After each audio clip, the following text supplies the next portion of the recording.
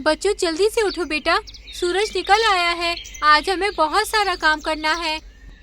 माँ की आवाज सुनते ही बच्चे उठ जाते हैं। माँ, आज तो बहुत ठंडी हवा चल रही है। हाँ बेटा, मौसम बदल रहा है ना, लेकिन डरने की कोई बात नहीं। बस हमें अपना घर और मजबूत बनाना होगा।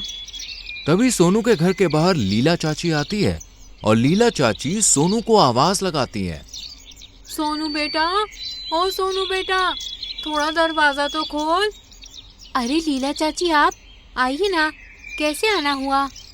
बेटी, जंगल में खबर फैली है कि आज रात बहुत बड़ा तूफान आने वाला है। चील राजा ने सबको सावधान रहने को कहा है। अरे चाची, मैंने सब सुना है, लेकिन पहले मैं मिठू और बुल्टू कौवे की मदद कर लूं। उनके घरों की टहनियाँ बहुत कमजोर हैं। मैं अपना घर तो बाद में बना लूंगी।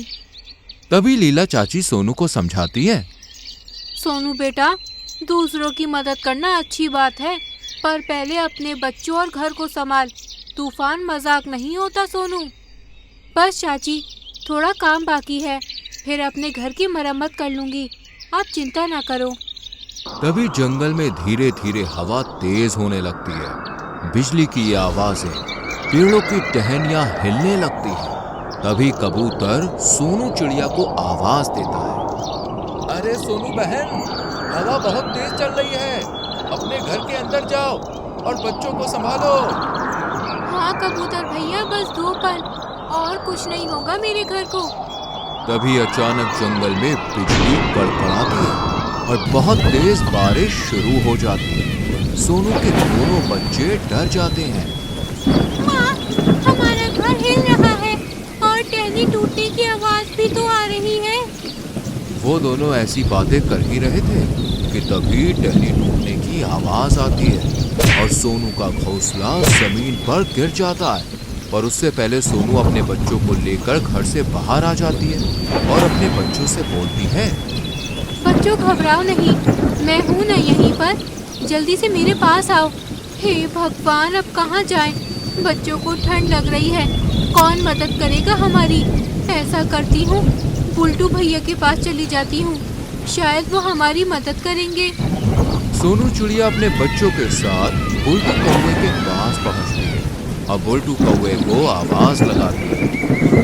कालू भैया, मेरा घर टूट गया है, बच्चों को बहुत ठंड लग रही है, थोड़ी देर अपने घर में आश्रय दे दो।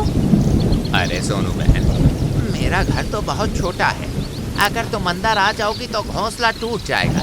माफ करना मुझे, मैं तुम्हारी कोई मदद नहीं कर सकता। जाओ, तुम आगे जाओ बहन। कोई बात नहीं कालू भैया, भगवान तुम्हारा भला करे।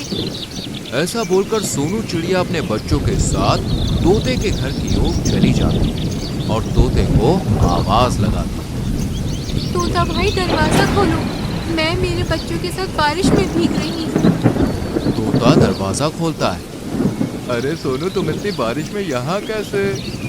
तेज बारिश में मेरा घोंसला टूट गया, कृपया बारिश रुकने तक हमें अपने घर में रहने दो। अरे सोनू बहन, मैं तुम्हें घर पर रख लेता, पर मेरे घर पे तो पहले से ही पानी भर गया है। यहाँ तुमको डूबने की नौबत आ गई है और तुम कहाँ इस पानी में आ जाओगी? ऐसा बोलकर तोते ने भी दरवाजा बंद कर दिया। हे भगवान, अब मैं क्या करूं? किससे मदद मांगूं? एक काम करती हूँ, कबूतर भैया के पास जाती हूँ, वो मेरी मदद जरूर करेंगे। फिर सोनू चिड़िया तेज बारिश में उड़ते हुए कबूतर के पास चली जाती है और कबूतर से कहती है। कबूतर भैया, दरवाजा खोलो, बाहर बहुत तेज बारिश हो रही है, मेरे बच्चे ठंड में कांप रहे हैं।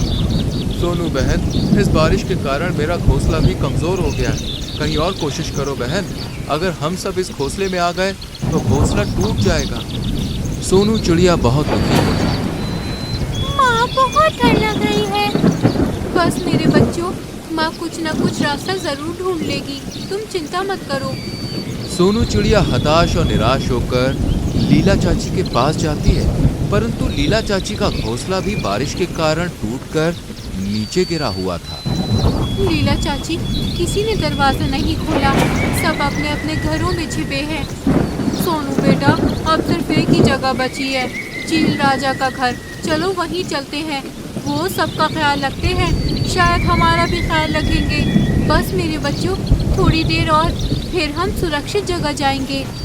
ऐसा बोलकर लीला चाची और सोनू चिड़िया चील राजा के घर की ओर निकल जाते हैं और कुछ ही समय में चील राजा के महल में पहुंच जाते हैं। अरे लीला चाची, सोनू चिड़िया, तुम दोनों यहाँ कैसे? राजा जी, इस तेज बारिश में हमारा घोंसला टूट गया है। बारिश रुकने तक क्या हमें यहाँ आश्रय मिलेगा? सोनू चिड़िया, तुमने हमेशा सबकी मदद की है, मैं तुम्हें कैसे मना कर सकता हूँ? ये राजमहल तुम सबका है, तुम जितने दिन चाहो उतने दिन रह सकती हो। देखा सोनू, अच्छा काम व्यर्थ नहीं जाता। देख, तूने सबकी मदद की, इसलिए आज तुझे भी मदद मिल गई। हाँ हाँ चाची, भगवान का शुक्र है, अब मेरे बच्चे सुरक्षित हैं। अगले दिन सुबह हो जाती है। सुबह के सूरज के साथ बारिश भी रुक जाती है और सूरज की किरणें जंगल के पेड़ों पर पड़ती हैं।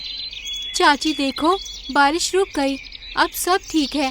चलो बाकी पक्षियों के हालचाल देख लेते हैं। दोनों उड़कर कुछ ही समय में अपने जंगल की ओर चले जाते हैं।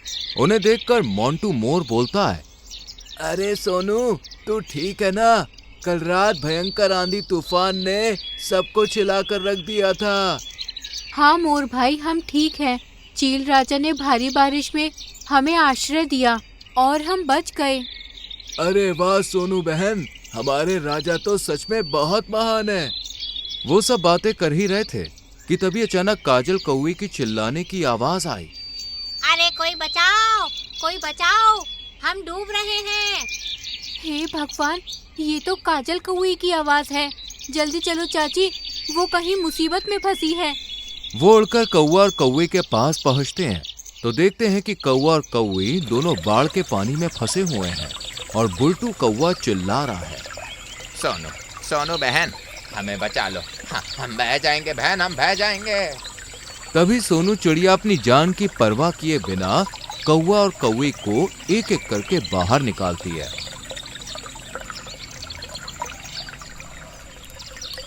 कौवा शर्मिंदा होकर सोनू चिड़िया से बोलता है, सोनू बहन, तूने मेरी जान बचाई और जब तुम मेरे घर मदद मांगने आई थी तब मैंने दरवाजा तक नहीं खोला था।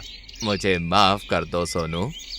बुलटू भैया, गलती सबसे होती है, माफी मांगना ही सच्ची बहादुरी है। वाह सोनू, तू सच में दिल की बहुत बड़ी है।